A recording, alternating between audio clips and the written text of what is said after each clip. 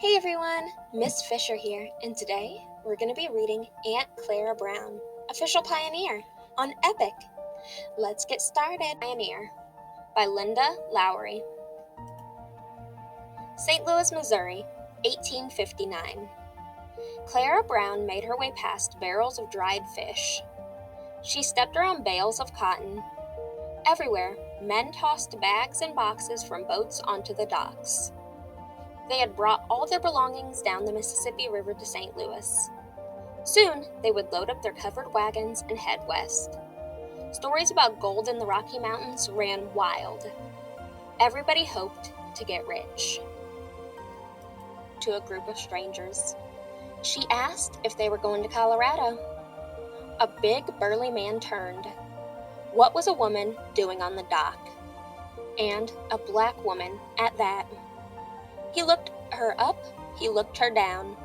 Then he told Clara she couldn't leave Missouri. She was a slave. Clara proudly waved the papers in her hand.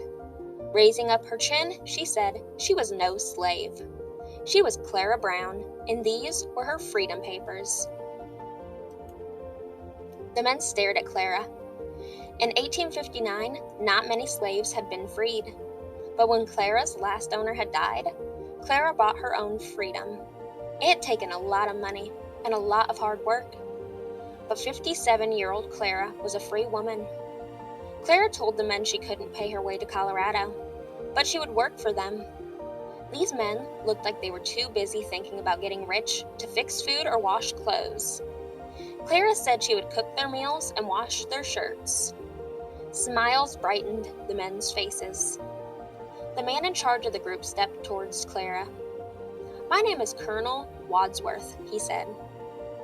Right then and there, Clara Brown knew she was heading west. Clara hurried home to pack up her laundry tub and boiler. Her best friend, Becky Johnson, helped. Becky was excited for Clara. The gold miners were getting rich out west. Would Clara get rich too? Tears suddenly stung Clara's eyes. It would be nice to be rich, but she was really going to Colorado for another reason. She hoped her daughter, Eliza Jane, would be there. Clara wanted to see her sweet face just one more time. Clara had been sold many times to many different slave owners. She had lived in Virginia, Kentucky, Kansas, and Missouri. 25 years earlier, the Kentucky owner had sold Eliza Jane. She was only 10. Clara had never seen her again. The minute Clara was free in 1856, she had begun looking for Eliza. She had asked everyone she met if they had seen her. She watched the faces of people passing by, hoping to spot her. That's why Clara was heading west. She thought Eliza's owners might have taken her there. The next morning, with loud shouts and ox snorts, the wagon train pulled out. Every wagon was piled high. There were heavy tools for mining. There were bags of flour and rice, bushels of apples, boxes of tea. Most of the men came alone. A few brought their wives. Clara took care of everybody. Every day, she cooked the meals over the campfire. She hung buffalo meat to dry in the jerky. When people got sick, Clara nursed them with teas and herbs. Still, the men did not know how to treat Clara. She was not allowed to ride in the wagons. Every day, she walked beside the oxen. At night, the men argued about whether slaves should be free. They argued about where Clara should sleep.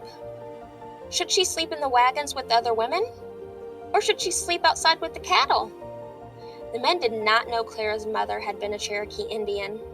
Had they known, it would have been worse for Clara. Clara ended up sleeping on the ground under a wagon. She walked 680 miles. In June of 1859, the wagon train made it to Denver, Colorado. Clara was tired but thrilled. Here in Colorado, she would start a new life for herself. Colorado, 1859. Denver was buzzing with rumors about gold. People said Central City was the heart of gold country. But Denver was a long way from Central City.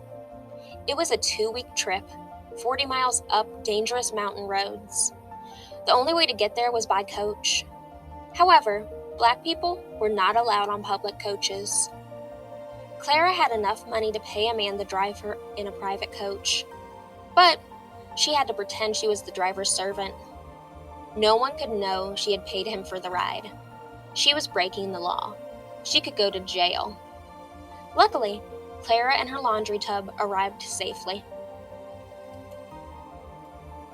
The St. Louis dock had been crowded and noisy, but it was sleepy compared to Central City, Colorado.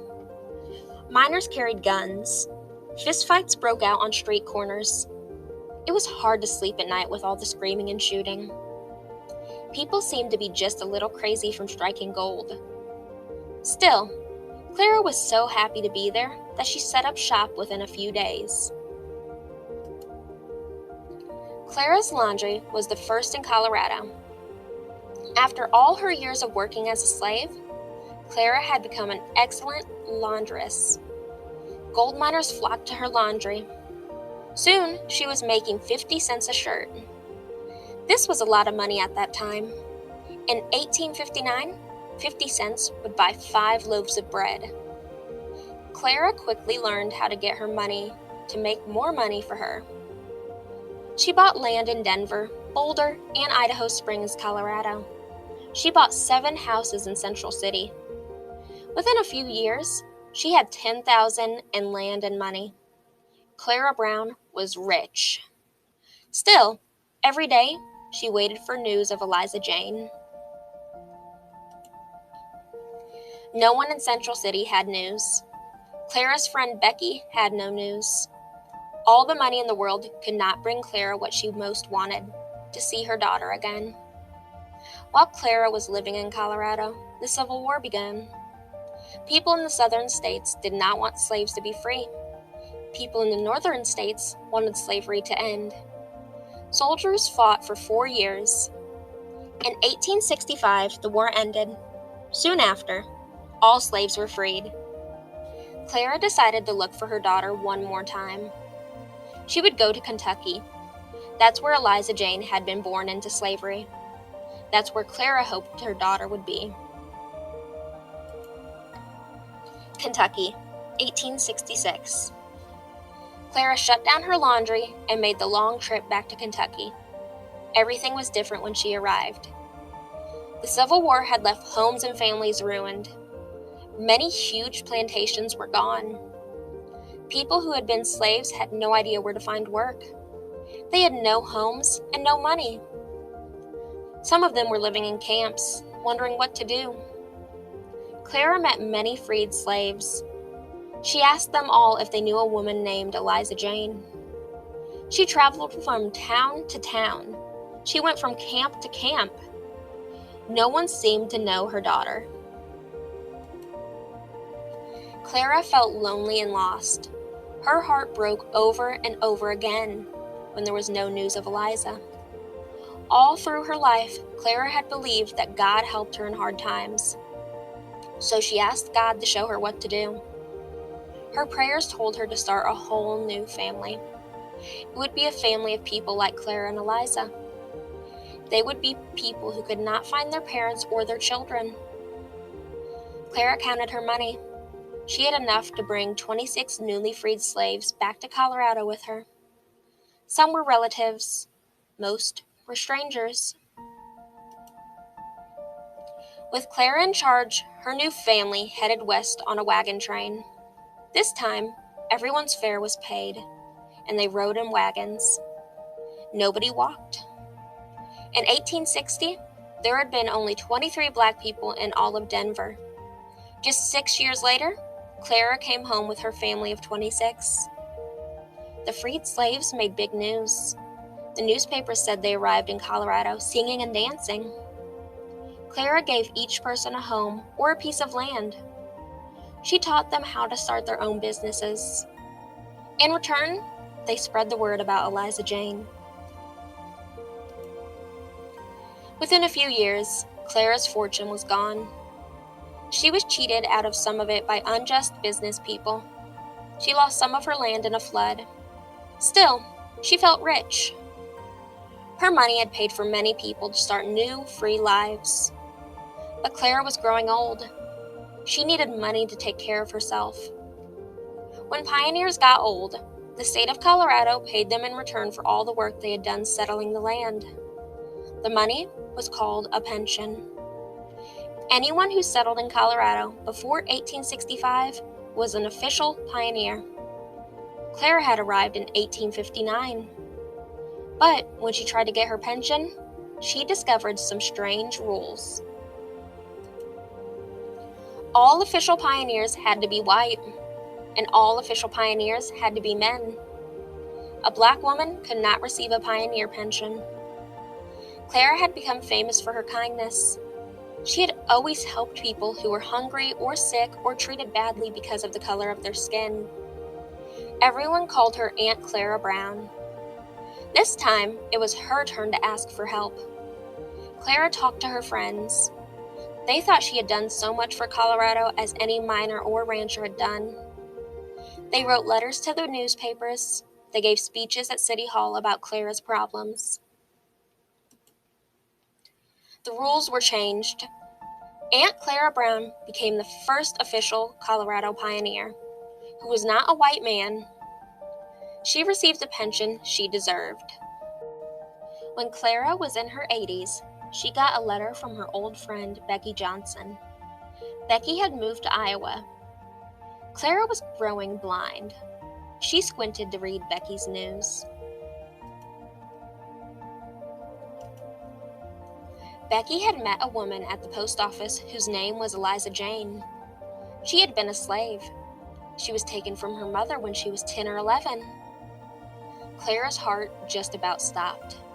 Could it be her daughter? Come right away, the letter read. But Clara did not have enough money to go. Clara's friends heard the news. They wrote newspaper articles and held dinners to get money for her trip. Finally, in early spring, Clara got on a train bound for Council Bluffs, Iowa, Kentucky, 50 years before.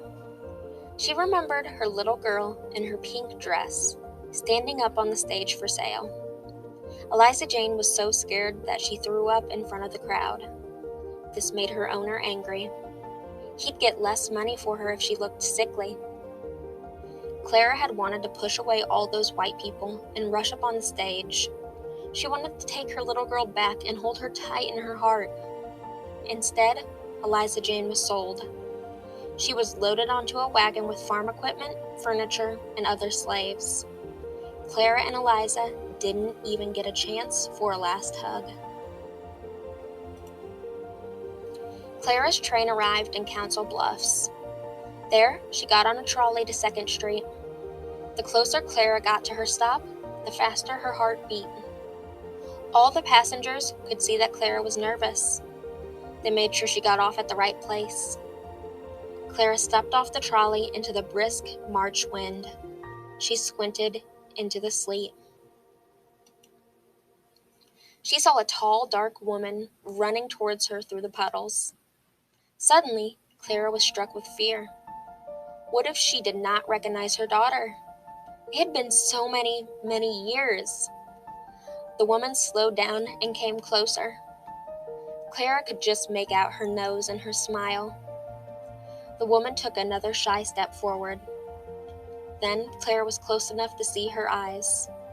They were the sweet brown eyes Clara had never, ever forgotten. Her heart leapt. She would recognize her little girl any place, even if 100 years had gone by. Clara opened her arms. Eliza Jane fell into her embrace. Clara felt like the richest woman in the world. She was holding her own Eliza Jane in her arms again, and this time, she would never let go. All right, everyone, that's the end of the story, but we do have this little afterword talking about Clara Brown.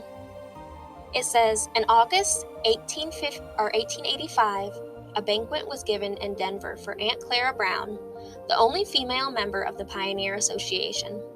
Hundreds of people came to congratulate her. Business people who had once been slaves, wealthy landowners, old friends, even the mayor of Denver. But something else made this moment Clara's happiest. Eliza Jane had come to live in Colorado right after her mother had found her. As Clara accepted her Pioneer Award in her wheelchair, Eliza Jane stood on one side of her, and Clara's granddaughter stood on the other. 2 months later, around the age of 83, Aunt Clara Brown died in her little white house in Denver. So many people loved her. They had to take turns surrounding her bed singing. There was not enough room for all of them at one time. All right, everyone, that was Aunt Clara Brown, official pioneer. And I find it so interesting that we can learn about influential Black people in American history that don't get talked about very often. All right, my friends, I hope you enjoyed that story, because I sure did. I'll see you next time. Bye-bye.